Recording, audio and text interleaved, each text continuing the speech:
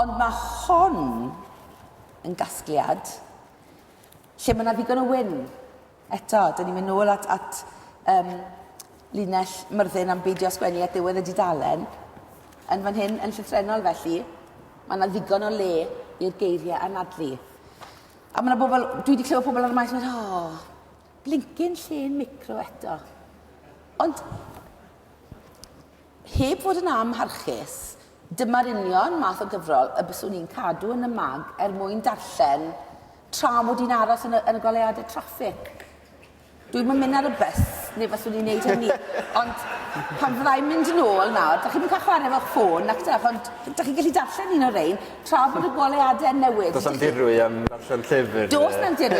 Swn i'n awgrymu bo chi'n checio rheolau ffordd fawr cyn gwneud hynna? Na, dwi'n credu mod i'n saff.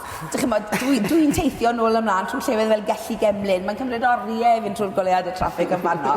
Fas a hyd yn gallu mentro rhai o'r bobl yn darllen o'ch blaen chi. Gwych. Wel, dwi'n byw ar gyrion Abertawe. Dwi'n gwybod beth yw goleuadau traffig a traffig. Ond ella, os ydych chi'n byw yng Nghefn Gwlad Cymru ar un golau traffig yma, ydych chi'n ei herio, peidiwch â gwneud beth dwi'n gwneud. Ond os ydych chi'n byw mewn dinas, croeso i chi, i chario hi, a'i chadw hi o'r llaw, mwyn bod yn destunol neu'n amserol, mae nhw chydig bach fel scampi y byd rhyddiaeth, yndyn nhw? Y darnau yma. Ond mae nhw'n eich bodloni chi yn y pen draw, chymod, boeth bynnag beth udodd i fod ablin am scampi yn y gorffennol, ac englynion, fatha scampi, mae yna lot o brotein mewn scampi, ac mae yna lot o gig yn rhai o'r darnau bychan yma. Mae yna rai o hyn, swn i'n cael trafferth yn ei disgrifio nhw fel lle'n micro, di gwir, dwi'n meddwl mae'n dipyn mwy o gig ar esgyn rhain nhw, mae'n rhain bron rhywbeth rhyw hanner ysgrifa.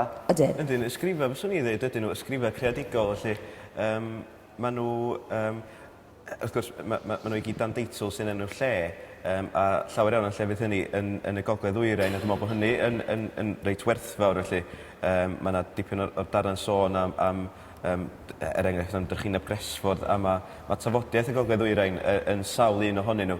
A mae yna awdur yma sy'n reit graff, felly yn gweld i mewn i'r ffasad teuluol a pobl yma sy'n twyllio hunain, trio twyllio pawb arall. Mae'n mynd reit graff at y twyll yna sy'n rhwng pobl ei gilydd.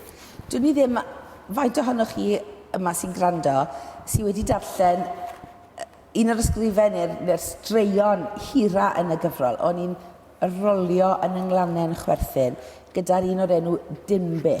Da. Mae gen i ofn mod i'n hwyr, meddai Kate.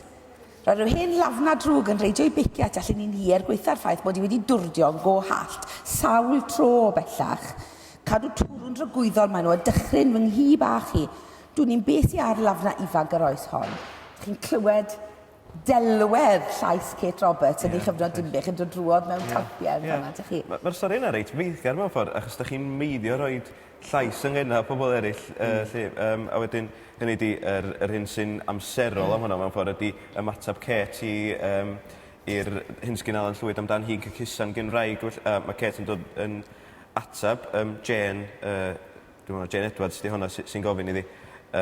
Rwy'n cofio rwan, cusan gan wraig oedd yn ddigon hen i fod yn fam i mi. Sws gyda chi felly, nid clamp o snog. Mae'n ddiddorol, mae'n gwneud rhywun feddwl, lle. A mae rhaid i fi ddweud yn y pwynt yma, fel merch 25 mlwydd oed, tas y pob merch sydd wedi cysanu merch arall yn cael ei awtio gan Alan Llwyd, fatha na ddim gwragedd heterorywiol ar ôl yng Nghymru.